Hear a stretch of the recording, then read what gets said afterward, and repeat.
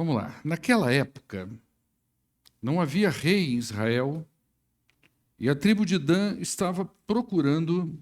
Faz um favor, querida, pega um óculos qualquer ali dentro. Fechou lá?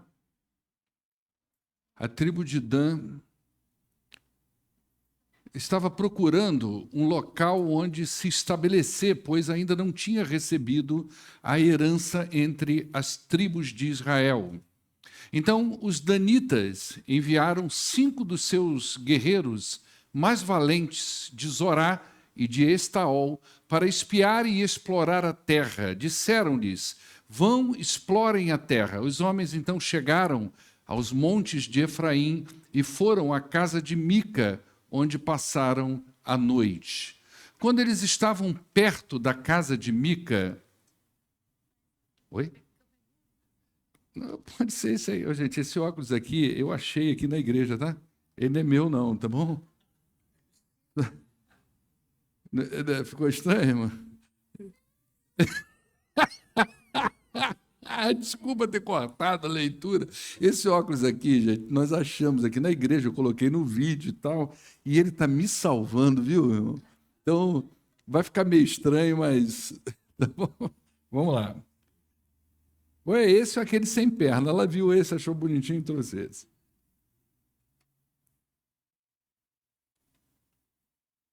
Então enviaram 5 guerreiros de Zorá, né, já li isso aí. Esses homens representavam todos os clãs da tribo. Disseram-lhes: vão e explorem a terra. Os homens chegaram aos montes de Efraim e foram à casa de Mica, onde passaram a noite. Quando estavam perto da casa de Mica, reconheceram a voz do jovem levita e aproximaram-se e lhe perguntaram: quem é que trouxe você para cá? O que você está fazendo nesse lugar? Por que você está aqui? O jovem lhes contou o que Mica fizera por ele e disse: ele me contratou e eu sou seu sacerdote. Então lhes pediram: pergunte a Deus se a nossa viagem será bem-sucedida. O sacerdote lhe respondeu: vão em paz, a sua viagem tem a aprovação do Senhor. Os 5 homens então partiram e chegaram a Laís, onde viram que o povo vivia em segurança com os sidônios, despreocupados e tranquilos, e gozavam a prosperidade, pois a sua terra não lhes deixava faltar nada. Eles viram também que o povo vivia longe dos sidônios e não tinha relações com nenhum outro povo. Quando voltaram a Zorá e a Estaol, seus irmãos lhe perguntaram: o que descobriram? Eles responderam: vamos atacá-los. Vimos que a terra é muito boa. Vocês vão ficar aí sem fazer nada? Não hesitem em ir e se apossar dessa terra. Chegando lá, vocês encontrarão um povo despreocupado e uma terra espaçosa que Deus pôs nas mãos de vocês, terra onde não falta coisa alguma. Então 600 homens da tribo de Dan partiram de Zorá e de Estaol, armados para a guerra. Na viagem, armaram acampamento perto de Quiriat-Jearim, em Judá. É por isso que até hoje o local, a oeste de Quiriat-Jearim, é chamado de Maané Dan. Dali eles foram para os montes de Efraim e chegaram à casa de Mica. Os 5 homens que haviam espionado a terra de Laís disseram a seus irmãos: vocês sabiam que numa dessas casas há um manto sacerdotal, ídolos da família, uma imagem esculpida e um ídolo de metal? Agora vocês sabem o que devem fazer. Então eles se aproximaram e foram à casa do jovem levita, à casa de Mica, e o saudaram. Os 600 homens de Dan, armados para a guerra, ficaram junto na porta.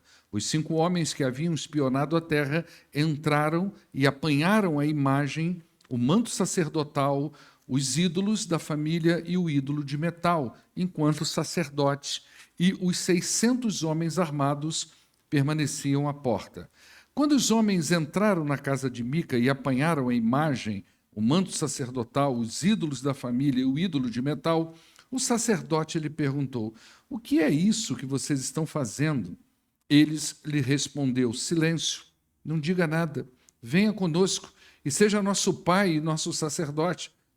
Não será melhor para você servir como sacerdote uma tribo e um clã de Israel do que apenas a família de um só homem? Então o sacerdote se alegrou, apanhou o manto sacerdotal, os ídolos da família, a imagem esculpida e se juntou àquela tropa, pondo os seus filhos e os seus animais e os seus bens na frente deles, partiram então de volta. Quando já estavam a certa distância da casa, os homens que moravam perto de Mica foram convocados e alcançaram os homens de Dan. Como vinham gritando atrás deles, estes se voltaram e perguntaram a Mica: qual que é o seu problema? Por que você convocou homens para lutar contra nós? Ele respondeu: vocês estão levando embora os deuses que eu fiz e o meu sacerdote. O que sobrou? Como é que ainda podem me perguntar qual é o meu problema? Os homens de Dan responderam: não discuta conosco, senão alguns homens de temperamento violento vai atacar você e a sua família perderão a vida. E assim os homens de Dan seguiram seu caminho. Vendo que eles eram fortes demais para ele, Mica virou-se e voltou para casa.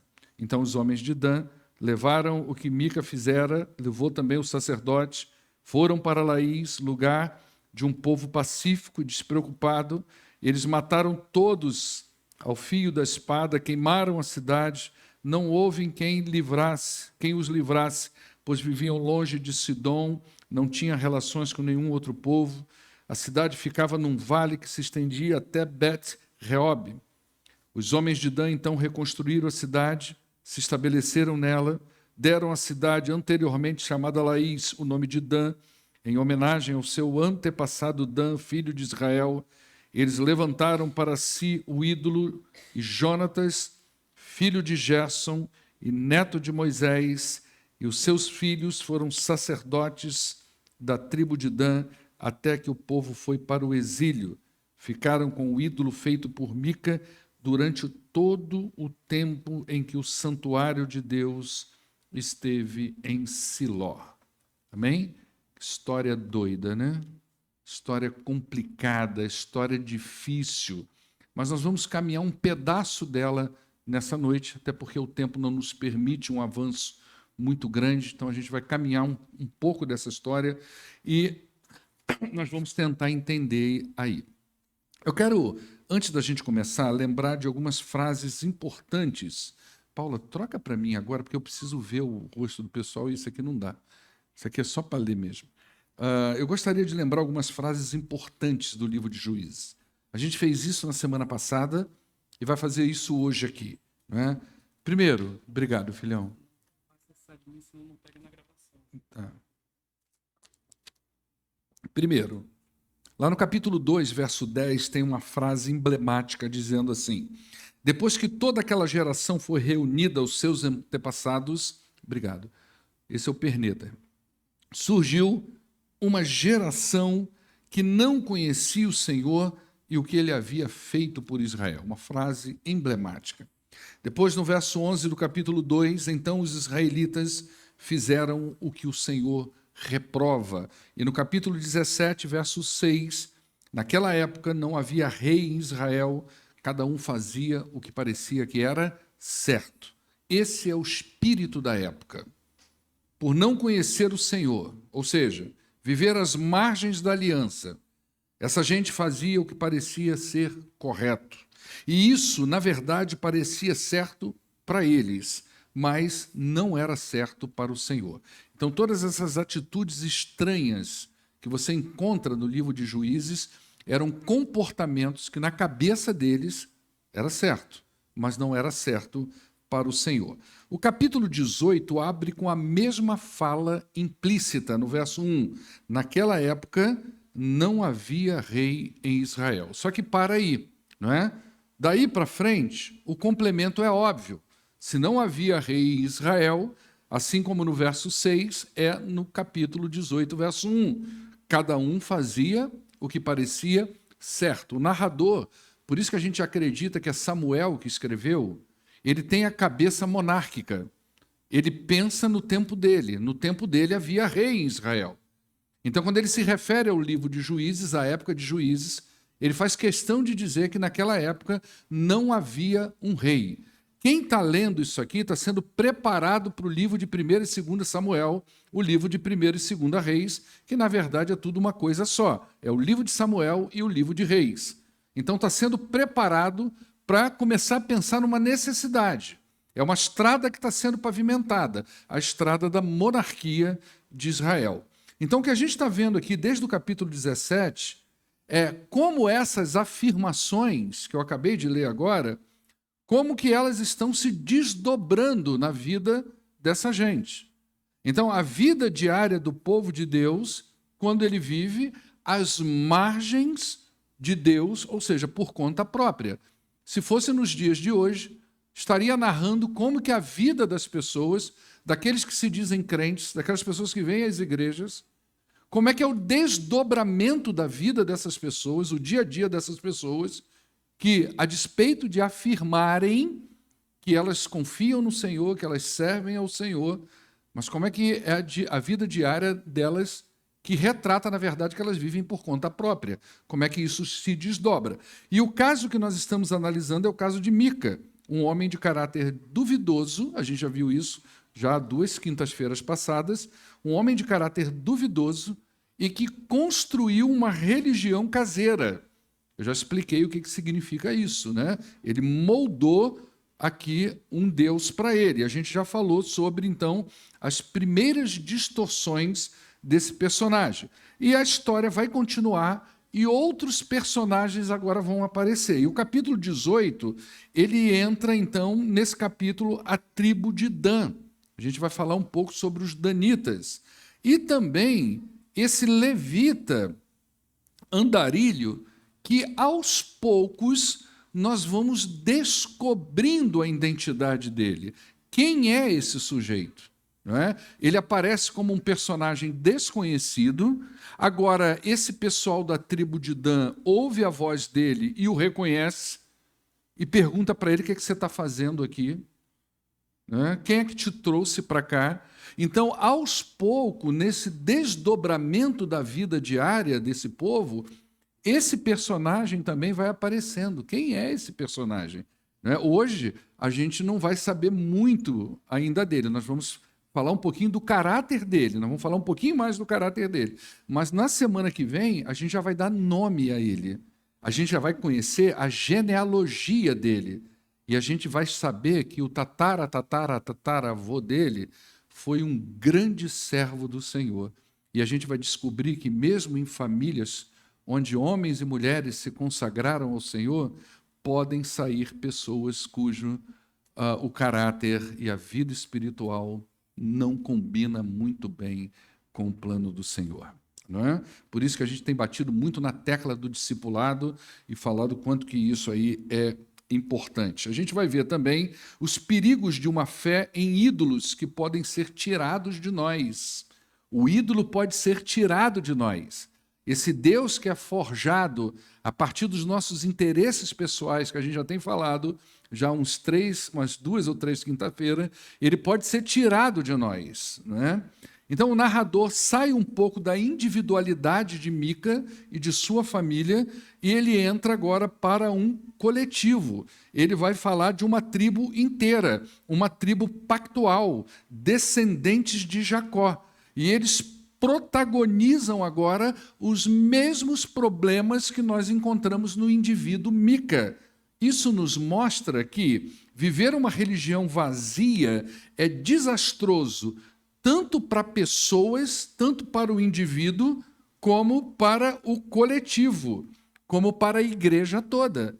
Então, viver uma religião baseada numa idolatria, mesmo que esse ídolo se chame Deus, como a gente tem falado nas últimas quintas-feiras, e eu vou falar um pouquinho mais hoje, ela é tão prejudicial para você quanto pessoa, como é prejudicial para a igreja que você vive.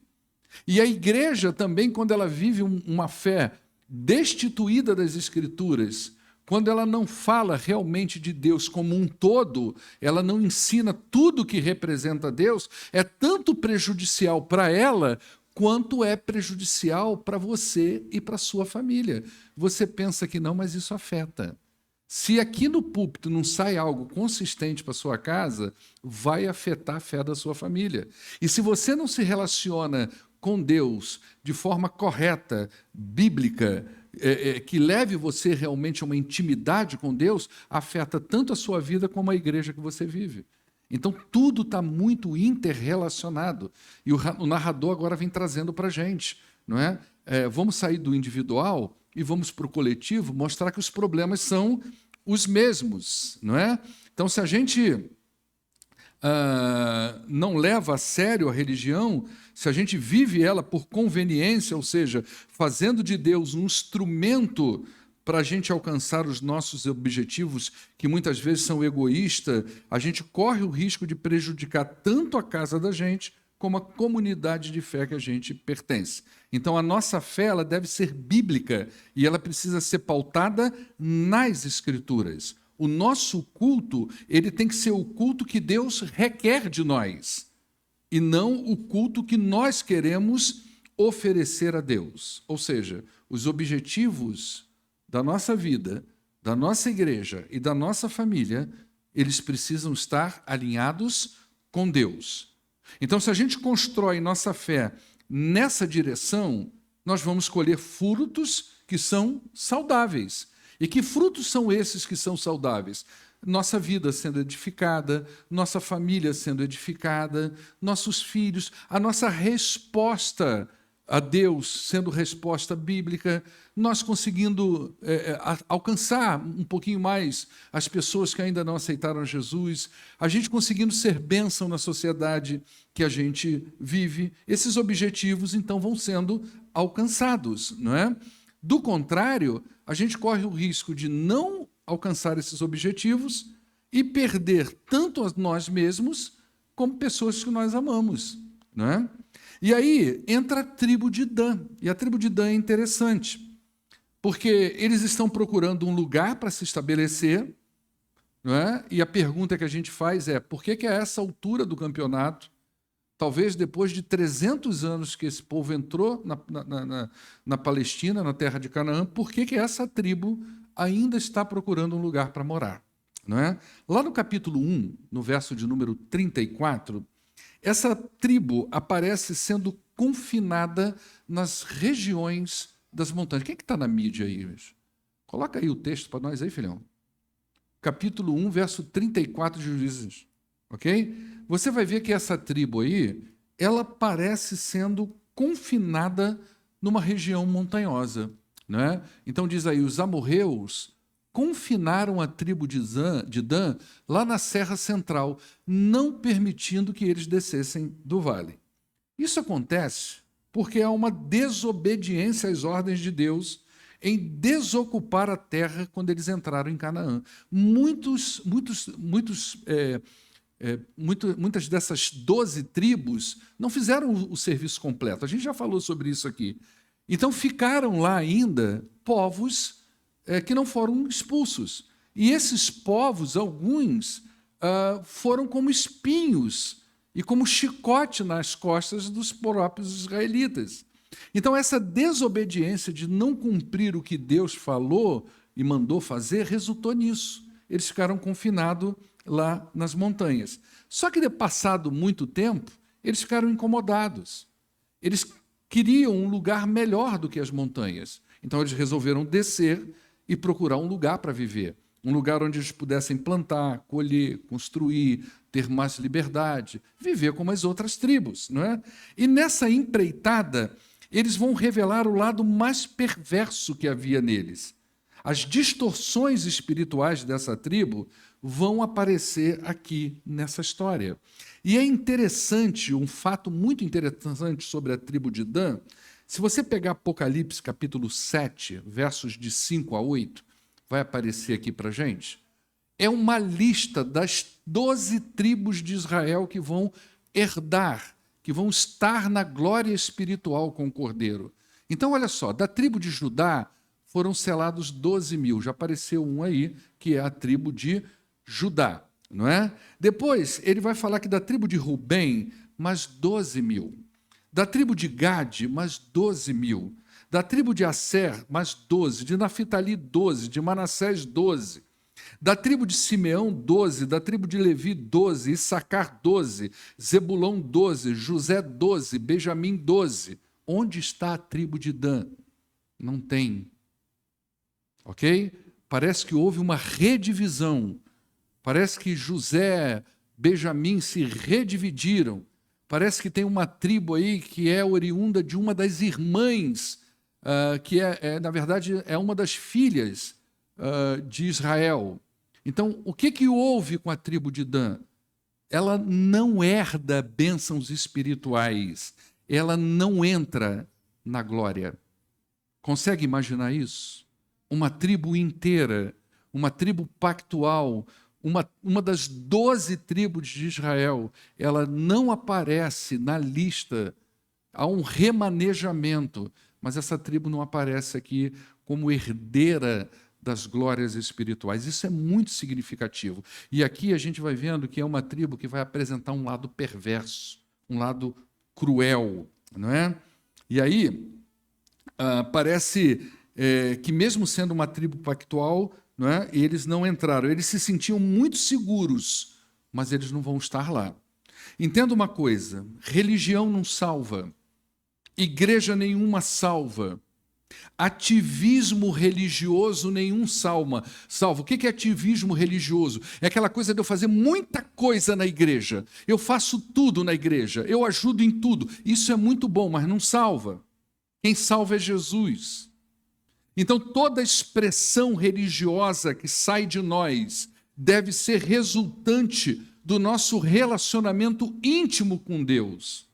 A partir desse relacionamento de intimidade com Deus é que eu faço as coisas. O fazer, sem ter esse relacionamento íntimo com Deus, são atividades, ativismo religioso, e muita gente se sente segura porque faz.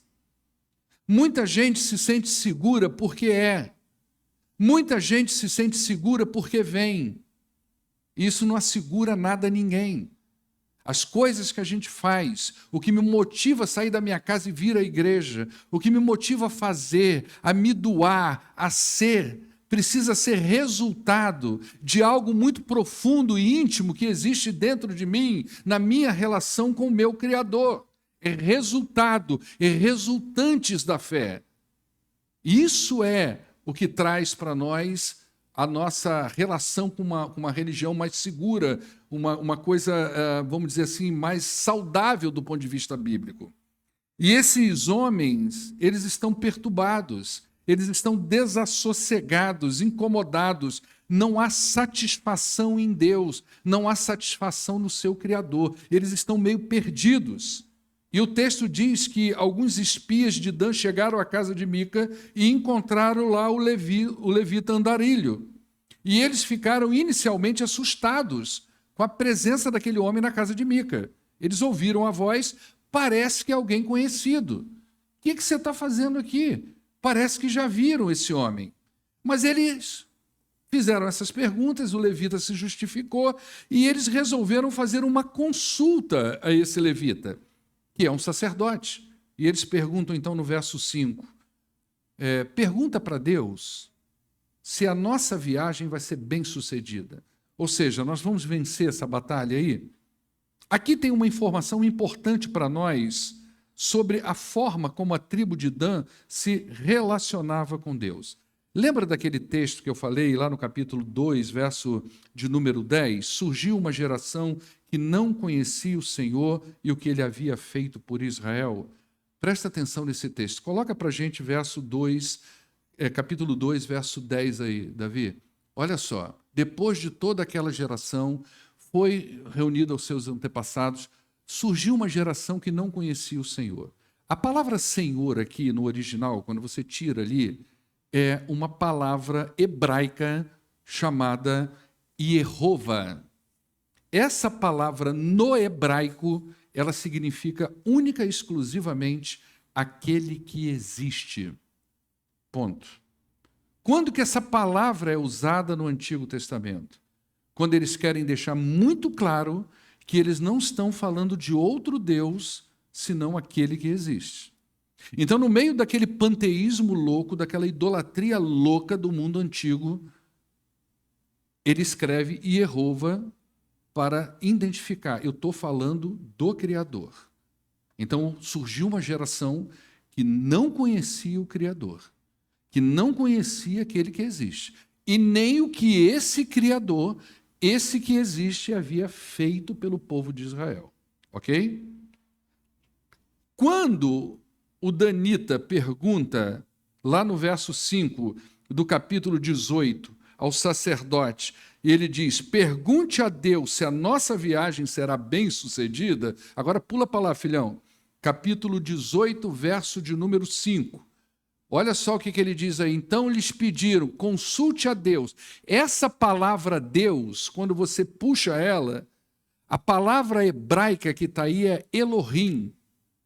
Ok? O que significa Elohim? Simplesmente um Deus. Ok? Que pode ser atribuído a qualquer um. Eu posso falar que Baal é Deus, que Baal é Elohim. Eu posso dizer que Astarote é Elohim.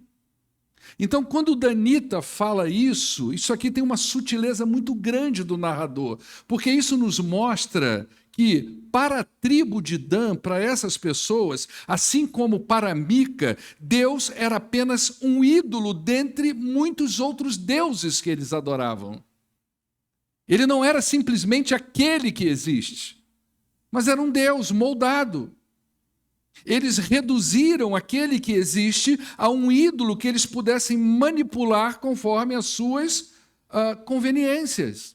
E isso é interessante porque eles já desobedeceram a Deus em outro tempo, lá no capítulo 2, né? No capítulo 1, como nós mostramos, mas agora eles, a partir dessa relação de Deus como sendo um ídolo que eles podem manipular segundo a sua conveniência, então eles vão decretar o que Deus vai fazer por eles. Eles vão decidir que a paz do Senhor estará sobre as suas vidas e vão abençoá-los nessa empreitada tão cruel e tão bárbara que eles vão realizar. Então, o levita fala, vai em paz, sua viagem tem a aprovação do Senhor. Gente, presta atenção numa coisa. Isso é tão antigo como atual. Nós reduzimos Deus a um ídolo quando nós selecionamos partes daquilo que Deus é, aquelas partes que nos interessam, e nós vamos manipulando e colocando Deus aonde nós queremos que Ele esteja. Na prática é assim, você vai lá na Bíblia e você vai pegar aquelas partes bacanas de Deus, e você vai formando um Deus bacana para você. E você vai pegar esse Deus que é agradável, é bacana, mas não está na Bíblia, e você vai construindo um Deus para você. E você vai colocar esse Deus aonde você quer. Então eu posso dizer, por exemplo, como aquele presidiário que eu já citei aqui uma vez, que ele apareceu num documentário, não sei se você lembra disso, mas um documentário onde o presidiário, ele agradecia a Deus porque Deus ajudou ele a fugir do presídio junto com seus companheiros. Então ele narra uma rebelião que houve um dia, e nessa rebelião todo mundo se juntou e ele disse, eu vi esse documentário, ninguém contou isso para mim, tá? Eu vi o documentário onde ele diz, mas graças a Deus, com o rosto todo na camisa ali, enfaixado, só o olho aparecendo, e ele diz, mas graças a Deus, Deus nos ajudou, a gente conseguiu pular o muro do presídio e todo mundo fugiu. Quer dizer, eu criei um Deus agradável e coloquei ele onde eu quero. Naquele dia, Deus estava junto comigo. Não é? Então eu posso decidir que Deus vai me abençoar mesmo em situações de pecado. Eu posso tomar essa decisão. Eu posso dar a Deus como um instrumento para que eu alcance uma vida abençoada, como Mica fez. Eu posso decidir que Deus vai aprovar um comportamento X ou Y, quando, na verdade, isso já está decidido no meu coração. Eu já tomei aquela decisão. Mas eu posso falar, Deus está tocando no meu coração. Eu senti de Deus que era para fazer isso, orou nada, sentiu nada, a decisão já estava lá no coração, já foi tomada, já está ali. Mas eu posso pegar esse Deus ídolo e dizer assim, não, mas eu senti de Deus que foi assim. Deus já tem me incomodado para que seja dessa forma, quando, na verdade, a decisão já foi tomada dentro do nosso coração. Nós só precisamos de um ídolo que aprove essa decisão. E nós damos o nome desse ídolo de Deus. Não é louco isso, gente? Eu estou olhando pela cara de vocês assim, que vocês devem estar falando, só esse pastor está falando mó loucura aí. Mas é o que está acontecendo aqui. O danita chega numa situação que ele faz isso. Ele chama Deus de um ídolo, de um qualquer Deus, e ainda pega a paz de Deus e fala, não, é isso aí mesmo. Quem é esse levita para dizer o contrário? E isso que é interessante, gente, quando o assunto é religião, tem sacerdote para tudo. O que tem mais aí é pastor aprovando a loucura dos outros. O que tem mais aí é pastor assinando embaixo e dando aval a essa ideia que as pessoas estão decidindo no seu coração, dizendo que não, está tudo bem, é de Deus. Então Deus está no baile funk, Deus está no carnaval, Deus está nos shows, nos bailes, Deus está em tudo. E pastor vai lá e assina embaixo. Tem sacerdote para tudo. Então quem é esse sacerdote que vai dizer assim, não, você está errado, cara? Tem 600 homens armados ali fora, gente. Você imagina, 600 caras ali fora, 5 entra armado aqui dentro e diz, pastor, quero saber se a gente vai meter um banco ali agora, quero saber se vai dar tudo certo com a gente. E aponta a metralhadora na minha cara. Faz uma oração aí, pastor, para tá tudo. Tem levita para tudo. É o que nós estamos vendo aqui, né? Então, é aqui, esse caráter desse levita vai aparecendo, né? E a gente vai vendo o estrago de uma religião vazia e sem compromisso com Deus. Então, quando os homens entraram na casa de Mica, apanharam a imagem, apanharam o manto sacerdotal, o ídolo de metal, né? E ele pergunta, o que vocês estão fazendo? E os caras falam, fica quieto. Nós vamos levar, não diga nada. Pelo contrário, vem com a gente, seja o nosso sacerdote. Por que você vai ficar como sacerdote de uma família se você pode ficar como sacerdote de uma tribo inteira? Então, o narrador vai mostrando para a gente a distorção de caráter. Cada um fazia o que parecia que era certo. E o jovem levita viu o que ali? Uma oportunidade de crescimento profissional. Pô, encontrei uma igreja que paga mais. É sobre isso. Né? Vou lá. Pô, para que você vai ficar como líder de uma congregação se você pode ser líder de uma igreja grande, cara? Para quê? Você vai ficar como sacerdote de uma casinha, quando você pode ser sacerdote de uma tribo inteira? Mas ele não sabia que, na verdade, ele estava em franco declínio espiritual, esse levita. Ele seria líder de um grupo que não pertencia à glória futura. Tem noção disso? Ele ia pastorear um grupo que não herdaria a glória eterna. Gente, isso é muito significativo. Imagina, você está como pastor de um grupão, ninguém vai para o céu. Você está ali assinando tudo embaixo, a loucura de todo mundo. Você está dando pá e está tudo certo, você está feliz com aquela igreja, mas ninguém ali vai herdar a vida eterna. É isso que está acontecendo com esse levita, não é? Então é só interesse próprio. Isso não acontece só com líderes, a gente já está finalizando, tá? Mas com membros também.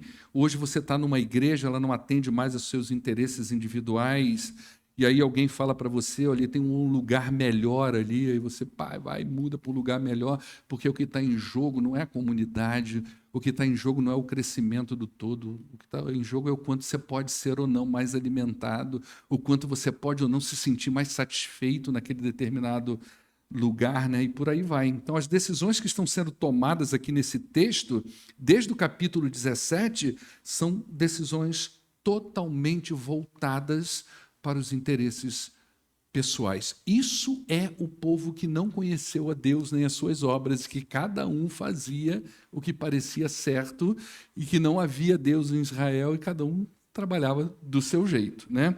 Vamos concluir essa primeira parte aqui por causa do horário, tá? Na semana que vem a gente continua, tá? Mica, a tribo de Dan e o levita, eles cultuam o seu amigo, né? Pagando mó amigo. Né?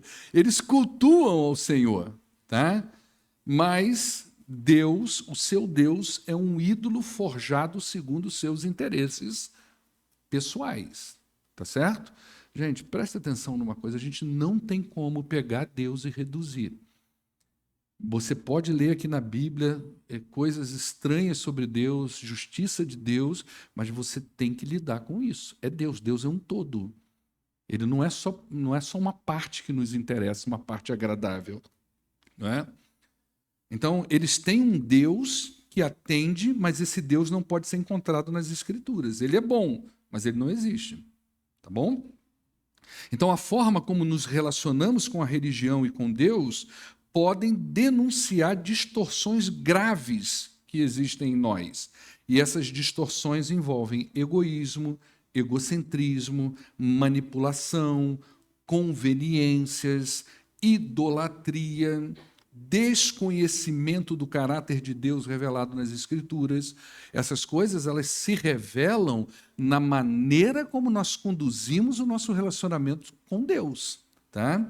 Então, que Deus nos ajude a conhecê-lo e a prosseguir no conhecimento dele, para que a gente não incorra justamente nessas questões. A gente precisa sempre lembrar que por que essas coisas estão escritas aqui, dentre as muitas respostas que nós poderíamos dar do porquê que nós encontramos essas coisas na Bíblia, uma delas é para que sirvam de testemunhos para nós. Não é? Nós olhamos para esses textos e aprendemos aqui essas distorções. E o que o Espírito espera de nós é que não cometamos os mesmos erros que esses homens e mulheres cometeram em suas épocas. Amém? Que Deus abençoe a sua vida e nos ajude, né, a prosseguir no conhecimento de Deus. Vamos ficar de pé, nós vamos orar e vamos assim para a nossa casa. Pedir a Marina para orar para a gente. Faz favor, querida. Oremos. Deus Todo-Poderoso, bendizemos e glorificamos o Teu santo e poderoso nome, Pai. Pedimos em nome de Jesus que o Senhor nos ajude, Senhor, a colocar a Tua palavra em prática, ó Deus, a aprender muito, ó Deus, mas a agir também, ó Deus. Colocamos a nossa vida no Teu altar nessa hora e pedimos em nome de Jesus que o Teu Espírito continue a falar conosco, que durante o final de semana, na semana que vem, que essa palavra ecoe no nosso coração, nos ensinando todos os dias, Senhor, nos acontecimentos da vida, para que possamos, ó Deus, glorificar e exaltar o Teu santo e glorioso nome. Em nome de Jesus é que nós oramos. Amém, Senhor. Amém. Despede da pessoa que está do teu lado, deseja a paz de Jesus. Deus te abençoe.